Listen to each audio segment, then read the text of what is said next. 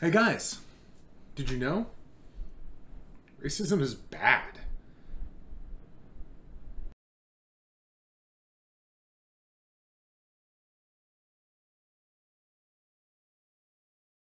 In the spate of non-violent protests and violent riots and looting that have followed the unjust death of George Floyd, may he rest in peace, we've all been thinking a lot about race, violence, and the state.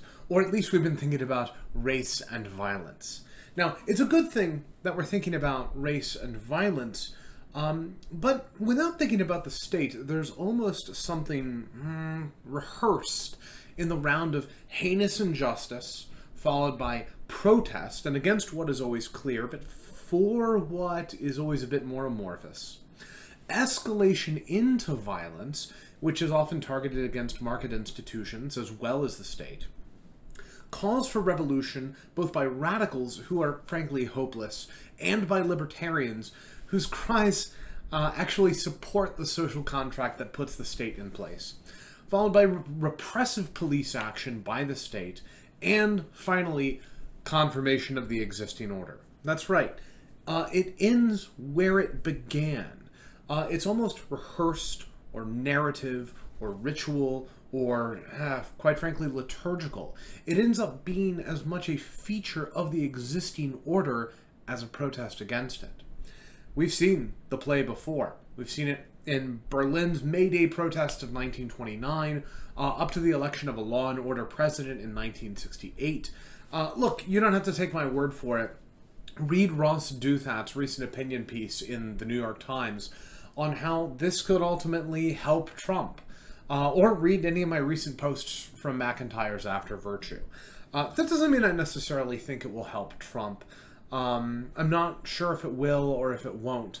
But we should be prepared for that possibility. Moreover, we need to recognize, I think, that the defeat of Trump in the 2020 election and the election of Joe Biden as President of the United States will not necessarily signal anything other than a confirmation of the existing order, right? Thinking that elections actually cause that kind of systematic change, well, it's exactly the sort of fig leaf that democracy likes to use to cover its thinly veiled monopoly on violence. Okay, that might sound cynical or pessimistic or despondent. It might sound like I'm saying, burn it all down and tear it all down. I'm not saying that. It's not meant to sound like that. Even worse, it might sound like I doubt the genuine depth of feeling of the actors in this play. I don't.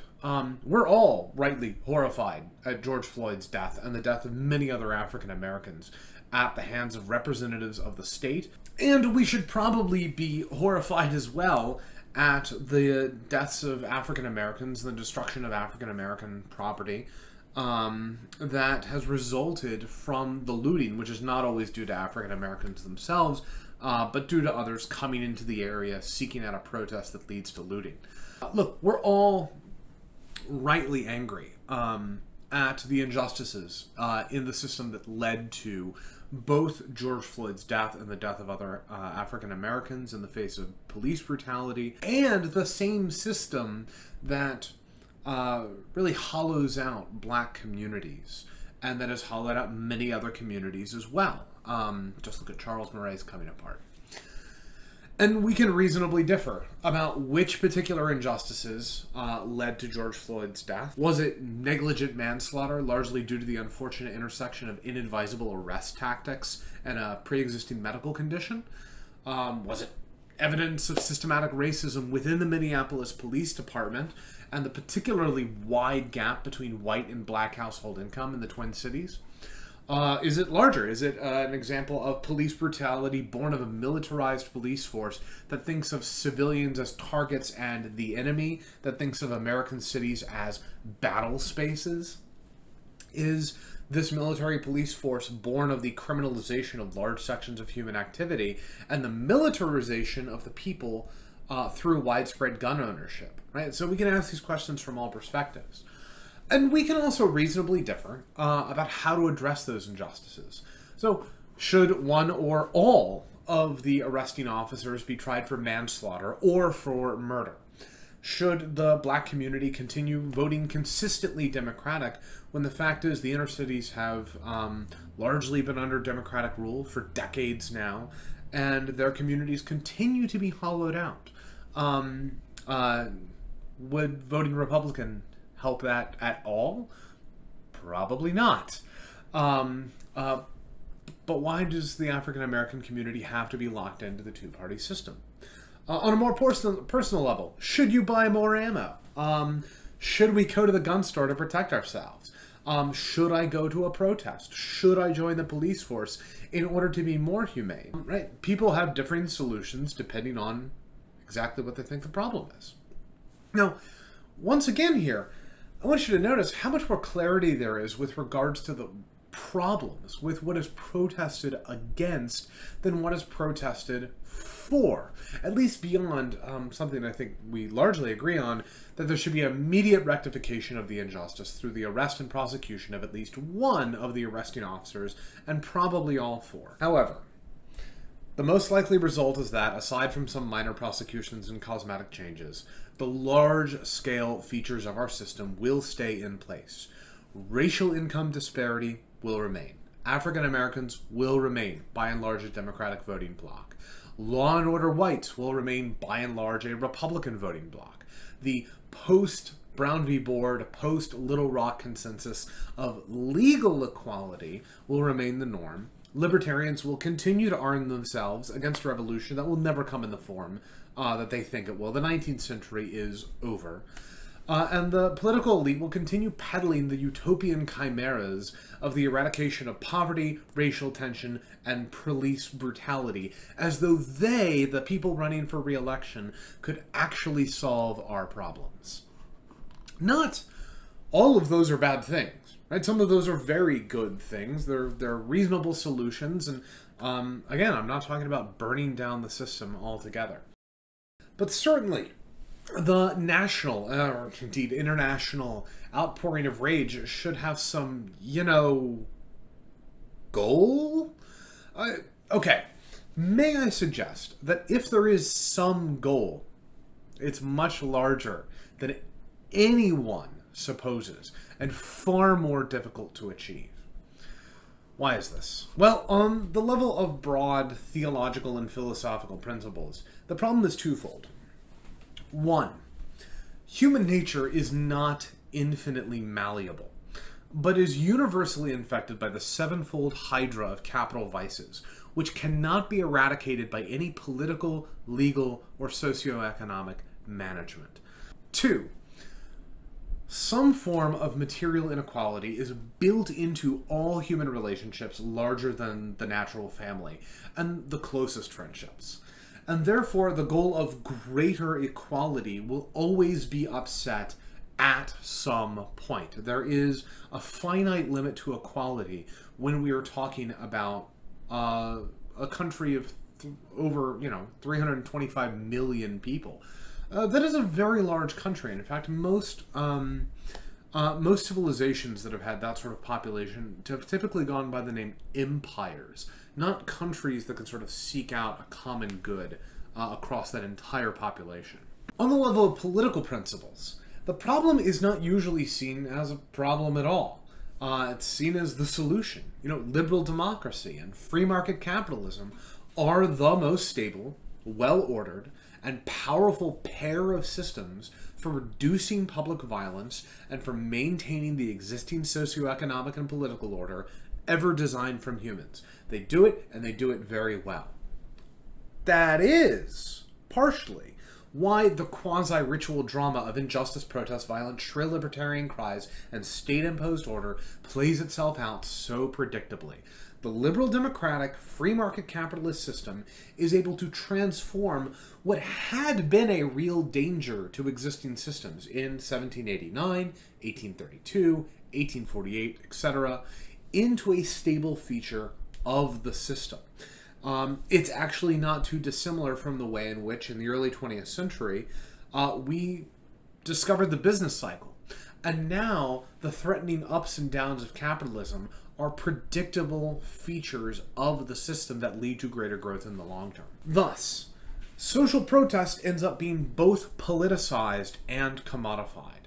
Two examples should suffice. One, the transformation of the entire African American community into a nearly single-party voting bloc, no matter how little the Democratic Party has accomplished, or can accomplish, or wills to accomplish. And I could say something similar about pro-life Christians and the Republican Party. Two, the sale of Che Guevara t-shirts produced in sweatshops in Indonesia bought on Amazon. Right? These are excellent examples of politicization and commodification.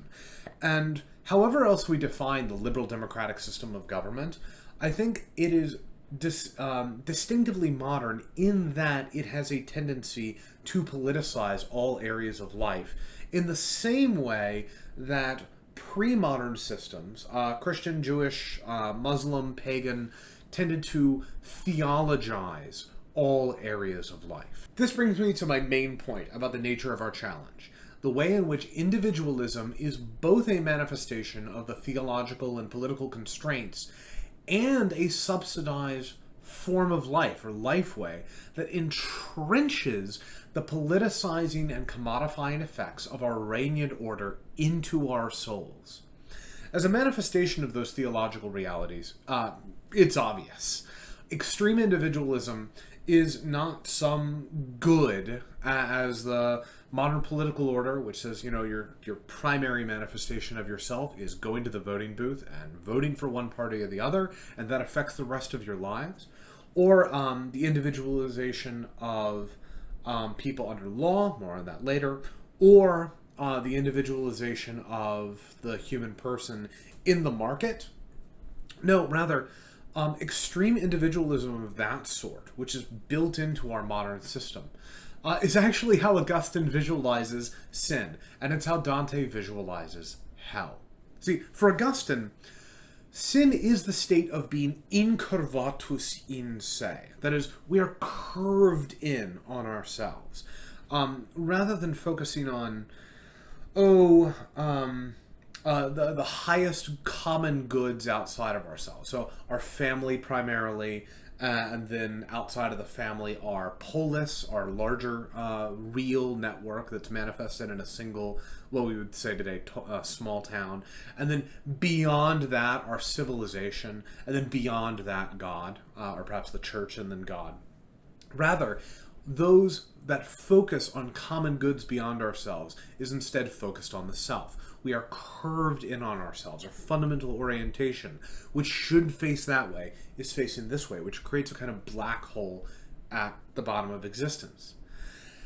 And then, for Dante, this black hole finally consumes us. It is consummated in death, and is the full isolation, both at the lowest levels of his hell, of his inferno, and will be the future state of the damned after the resurrection of the dead, such that their individual isolation will eventually consume their active principle of reason, so that they will still be alive, but they will cease to be fully rational creatures.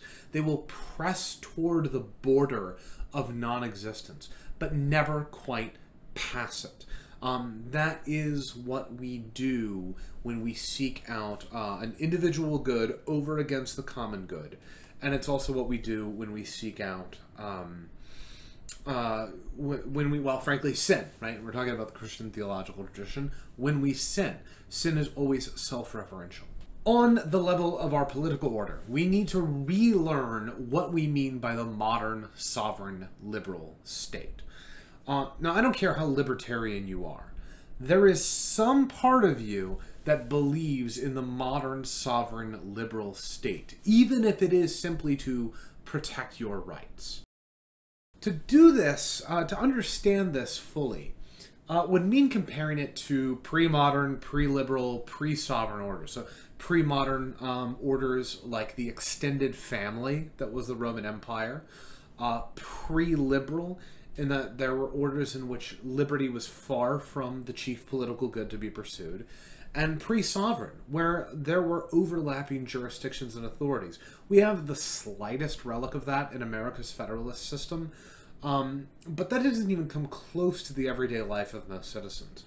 In short, though, the sovereign state cannot see persons in all their human complexity, but only as rights-bearing, contract-entering individuals. Let me say that again. The sovereign, modern, liberal state does not interact with persons except really on the basis of rights and contracts. So rights fall under the apparatus of criminal law, and contracts under civil law. And those are the two basic interactions between people and the state. And so if the state has a problem with someone, it's because they have violated the rights of another person, or they violated the rights of the state, or they violated a contract that they made with another person, or they violated the social contract between all persons and the state. And it has this tendency to push out all the other many, many varied and beautiful aspects of human existence out of the public sphere. Now, a lot of liberals, and I use this term broadly to include basically anyone that supports the modern political order, a lot of liberals will tout this as a benefit. See, it doesn't touch all these aspects of your life. However, it doesn't touch those aspects of your life by pushing them off into the totally private sphere, which means that the human public individual becomes smaller and smaller. This is something probably built into the liberal order. It's something that's also seems to be built into the American political order, although somewhat more ambiguously. There is this tension between the liberal state and public Republican virtue that probably is in the American order from the beginning, in which constitutional law has slowly eroded common law. More on that another time.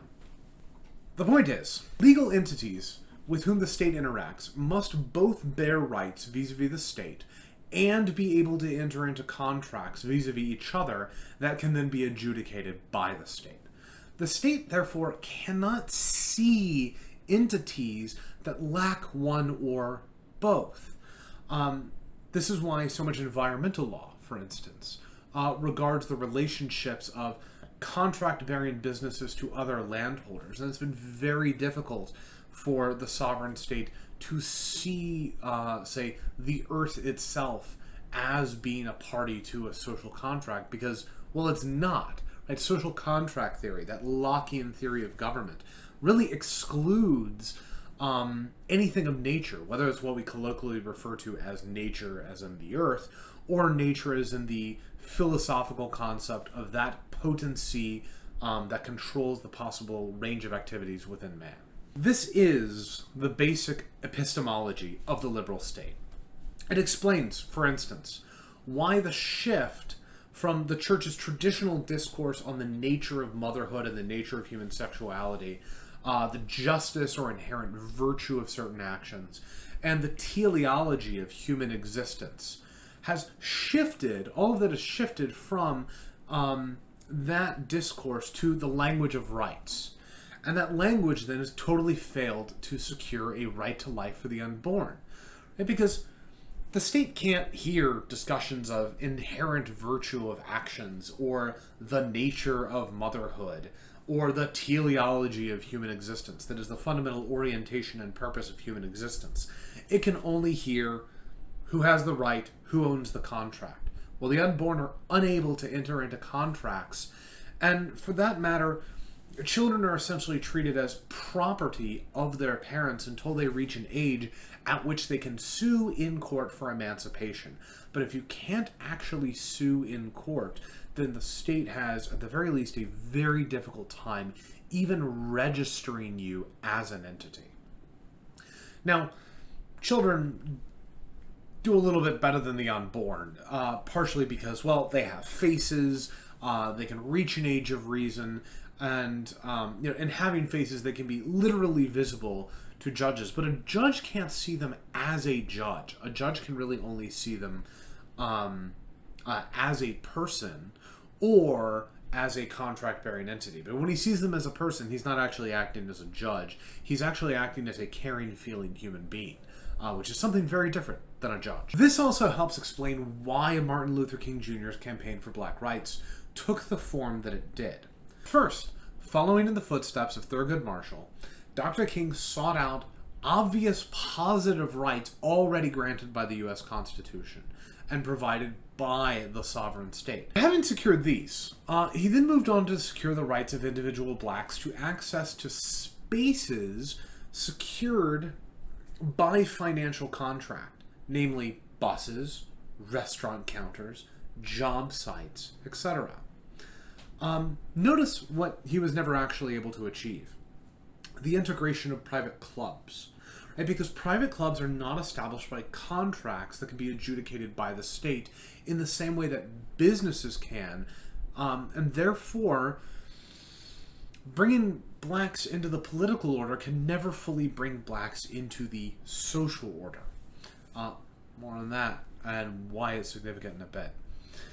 That is, to bring African Americans fully into the political order of the United States, civil rights leaders, especially Marshall and King, had to pursue the twin tracks of legal equality defined by rights and contract rights that the state could quantify in civil suits. We might even call this the politicization and commodification of the total set of voting age and employment age African Americans, which of course resulted in both the uniformity of black voters and the sudden commodification of black culture by largely white pop artists, and its later dilution by black artists themselves.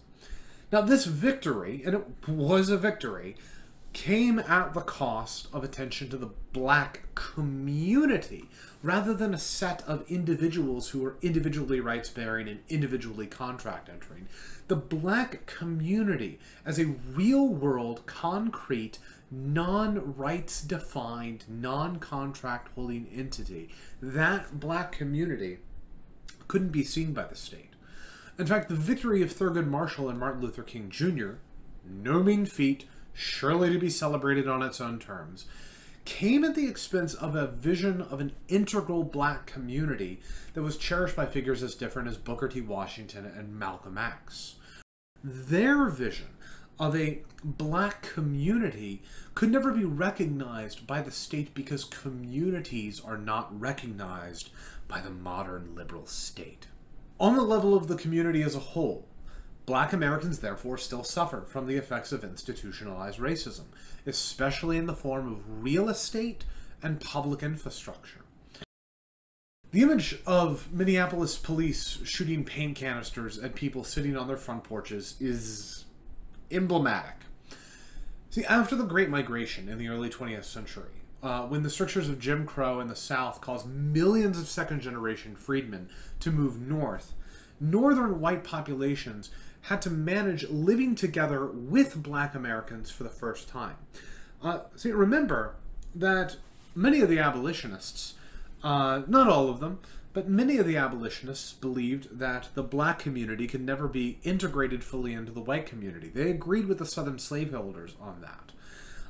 But unlike Southern, frankly, philosopher politicians like John C. Calhoun, who said blacks could never live with whites, therefore the natural state of blacks is slaves because the natural state of whites is freemen. Rather, the abolitionists said, yeah, these communities would be difficult to integrate because communities aren't just people living together as individuals. They have their own particular lifeways.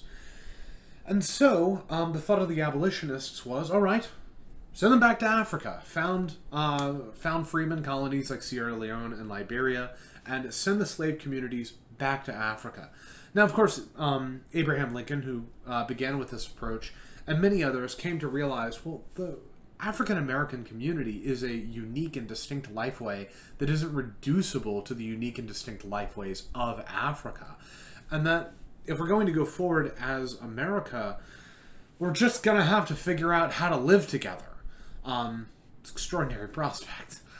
And yet, when the black populations were freed, first of all, because of the rise in Jim Crow laws, those black populations were kept essentially in the same social position that they had been as slaves, moving to enterprises like sharecropping, which is a kind of replication of the pre-monetary, pre-capitalist economy in the Middle Ages, feudalism. But feudalism could hardly live alongside northern capitalism any better than slavery could live alongside northern capitalism.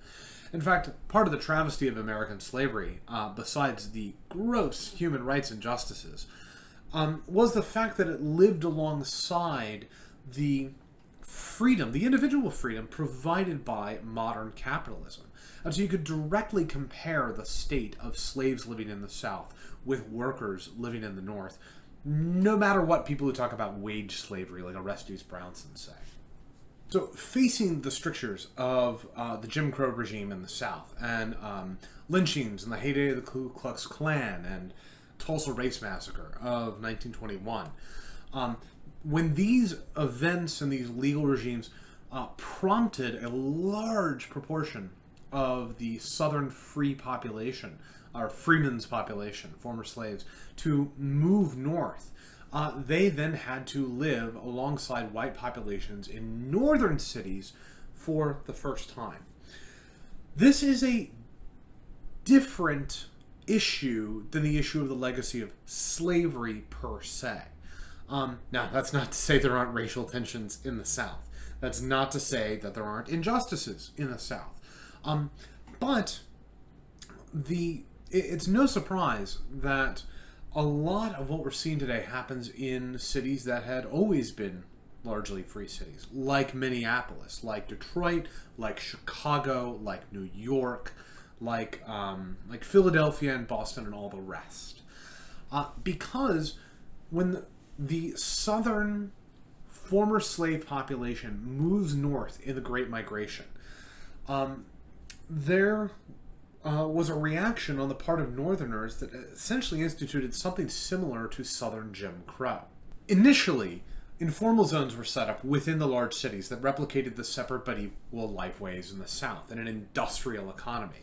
This was first brought to my attention while reading Richard Wright's novel, Native Son. Eventually, however, especially after these laws were repealed, the automobile permitted white flight.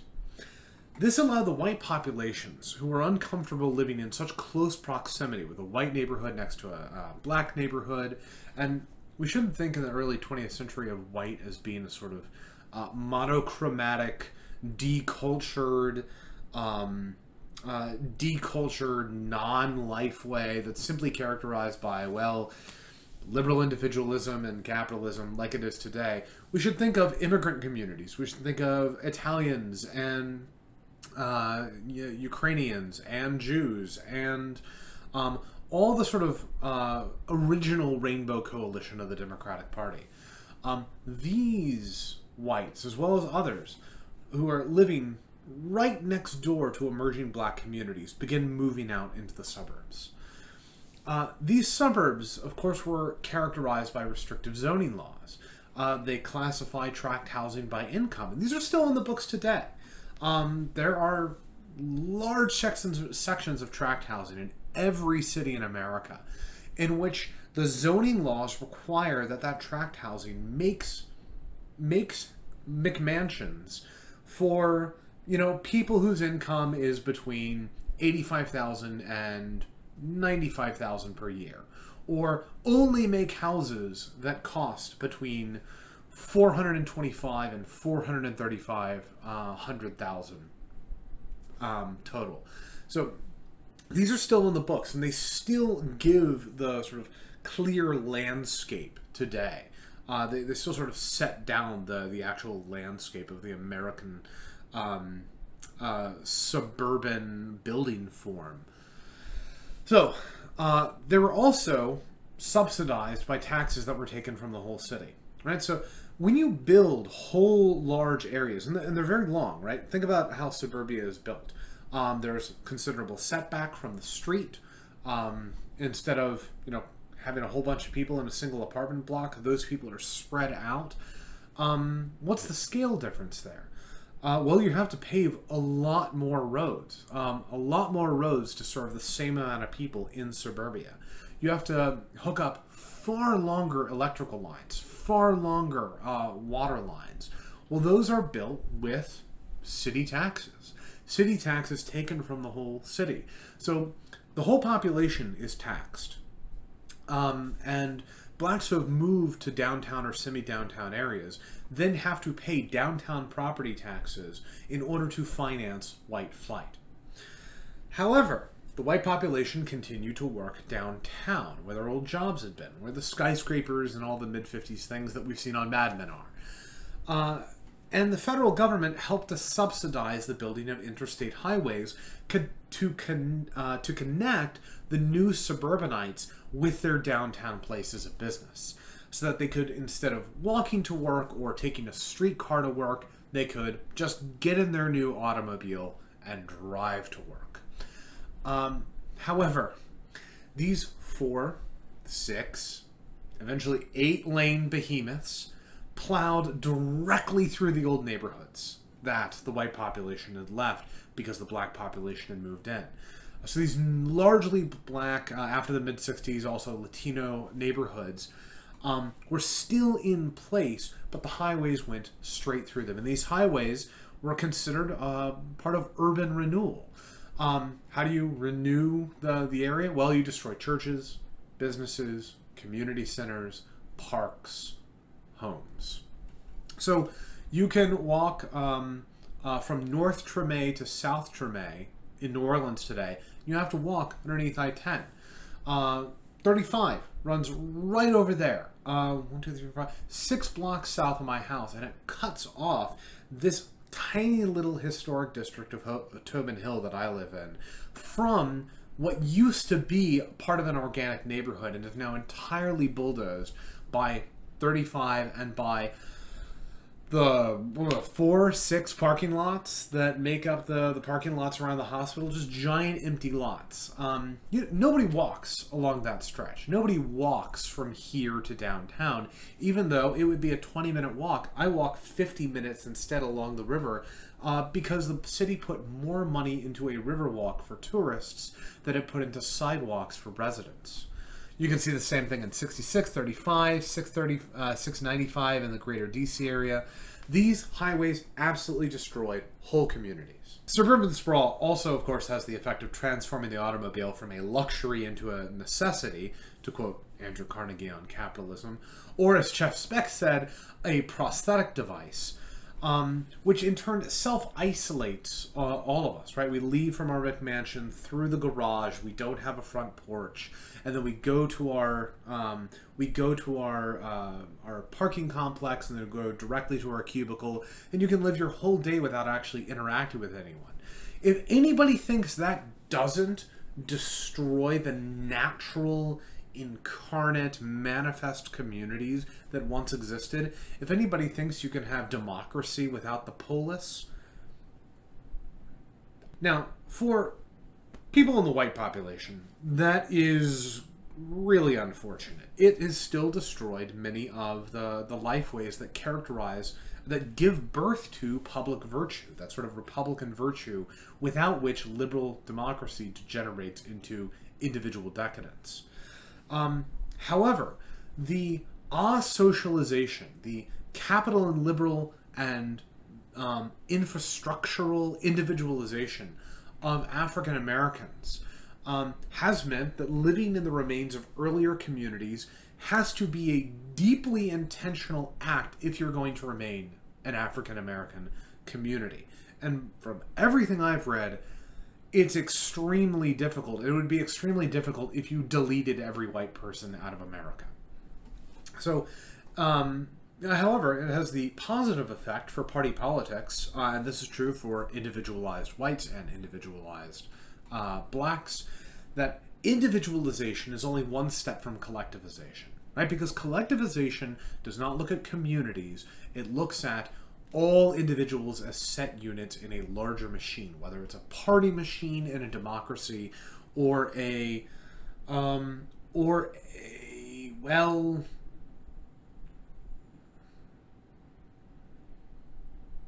the Soviet Union. Anyway, so this intentionality has to be lived out in at least two ways.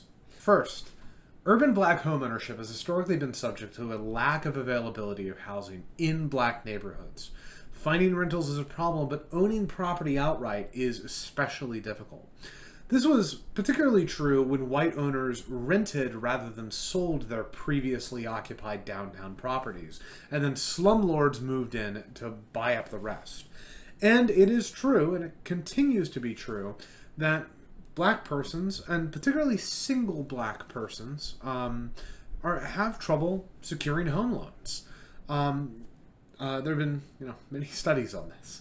And it's not because of any conscious racism. It might simply be a natural feature of humanity to see people with different names on applications and sort of subtly turn it away without even thinking about it, without even consciously considering it. So this has resulted in a historic lack of equity on the part of individuals within the black community, but especially on the part of the black community as a whole. This in turn resulted in, difficult retirement circumstances and minimal inheritance, so that equity problem becomes an inheritance problem. And it remains a problem. Everybody says, well, we changed the laws back in the 1960s. Yes, we did, and thank God we did. But even forgetting for a second that there are people who, are still alive that grew up under Jim Crow, even if there weren't, even if we are already into the generation of their sons, their grandsons, their grandchildren, their great-grandchildren, those people still don't have the historic equity that, as a community as a whole, that many of us have been privileged to grow up with. Second, because the state's epistemology only allows it to see rights-bearing, contract-entering individuals, it can only see marriage in those terms, and it has habituated the American population to that liberal legal understanding of marriage. Thus, no-fault divorce. Thus, prenuptial agreements. Thus, homosexual marriage.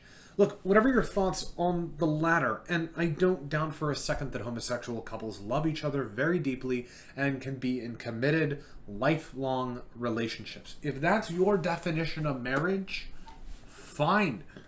Gays can marry. And it's the American government's definition of marriage, apparently. But the Christian tradition, the historic Christian tradition, simply doesn't define marriage as a committed, lifelong relationship defined by deep love, even between heterosexual couples. Again, whatever your thoughts on the latter, the main issue is that the state has positively destroyed the stability provided by the extended black family. Thomas Sowell and others have documented this extensively. Right? Because when you legally sort of recognize a marriage as being entered into by two people who have rights over against one another, and the state can only see that marriage in terms of a contract, then they either have to sign a prenuptial agreement, or, in a way, the marriage itself becomes defined by those rights. And rights do not build up the common good. Now, rights are important, right? Rights are an important feature of human dignity, but they don't build up the common good, and the ultimate common good is the family. It's the building block. It's the school in which we learn public virtue, which then makes liberal democracy and liberal capitalism work. So, given the constraints of generational poverty and living in the wreckage of abandoned city centers, the removal of protections against spousal abandonment and subsidizing singleness have essentially completed the individualization, the atomization of the black person, and person usually should imply persons within community, and the total disintegration, and hear the phrase, disintegration of the black community. These are substantial challenges, and they would be challenges even if there were not one racist person left in the entire country. The legacy of past racism and the deeply ambiguous relationship between rights and individualization in the liberal order is challenge enough. The survival of something like real, integral Black American communities is therefore all the more admirable. Indeed, the topic interests me so greatly because I, a very white person, have learned about the history of Black Americans almost entirely from the outside. I made it a point to read the works of the great Black novelists. I've intentionally traveled to many of the great civil rights museums. And in all of it, I've come to the conclusion that the African American community is, in many ways, the prototypically modern community. That is, it is dislocated by the market, individualized by the state and state-supporting ideologies, and yet somehow manages to remain a community because there's something more. There is an authenticity to human existence that the state can't touch, try as it might. And I think it would be a really good idea for Black Americans to pick up, for instance, some Solzhenitsyn would be a really good choice. Because rather than buying into the modern ideologies, including racism, which is modern through and through, that have totally disintegrated the Black community, why not look into the ways in which, say, Soviet communities lived under the disintegrating forces of Soviet collectivization? Or read some Edith Stein or Dietrich Bonhoeffer. Look, I'm not trying to talk down to my Black friends here. You probably have read some fantastic works. But I think our challenge is more broad than the challenges facing the Black community. I think it simply hit the Black community hardest because there is also the legacy of racism there. But again, delete the problem of racism entirely, and the problems of the Black community are problems that we all face in the modern world. And I think facing those problems can become a feature of, well, working toward a common good in which the Black community is fully integrated into the American community, not simply the American political order, but into the American community, or at least in Minneapolis, in New Orleans, Chicago, in DC, in Baltimore, across the country, because communities are not made up of 325 million plus people. Communities are made up of much smaller social, political, and economic forms. The Greeks called it the polis, and I think that's where we would have to start. So this really has reinforced my recent suspicion that liberal modernity, for all its admirable ability to balance factions, prevent social violence, to provide a veritable cornucopia of material abundance, and these are goods worth celebrating, nevertheless, it has a tendency to do so at the expense of man as a social animal, a person whose relational personhood is manifested within real communities. Liberal modernity certainly ranks better here than other modern political orders like fascism or communism. But the tendency toward politicization and commodification is built in. After all, no less than Joseph Schumpeter, ardent proponent of capitalism and father of the idea of creative destruction, noted that the public virtues that gave rise to modern capitalism are eventually eroded by that same capitalism. That is, as Max Weber's thesis famously ran, the public virtues of thrift, self-control, concern for one's local community, and desire to leave a legacy for one's children are a necessary precondition for capitalism. However, capitalism ultimately destroys these same public virtues by reducing public life into a consumerist scramble. And I would add with the, here I am, Marxist, Marcuse, Capitalism also commodifies and thus liquefies culture. I'd add one final corollary. Keen observers, from Alexis de Tocqueville to Robert Putnam, have noted that thick communities characterized by public-spiritedness and non-governmental voluntary organizations are the necessary preconditions for functioning liberal democracies. Churches, bowling leagues, Boy Scouts, community choirs, fraternal service organizations, small and family-owned businesses, gardening clubs, neighborhood associations, and labor unions are the lifeblood of democracy, and explain in part why the American Revolution succeeded and the French Revolution did not, because Americans were schooled in democracy by their local institutions, and the French had not been. They moved directly from absolutist kingship to something like revolutionary liberal democracy, and it resulted in Le Terror, the Great Terror, the rule of the Jacobins, and the guillotine. I would add a Schumpeterian Marcusean corollary to this observation about liberal democracy. The sovereign, liberal, modern, democratic state, by means of a legal regime that can only see rights-bearing, contract-entering individuals, individualizes communities, and politicizes all life, and thereby tends to erode its own foundation.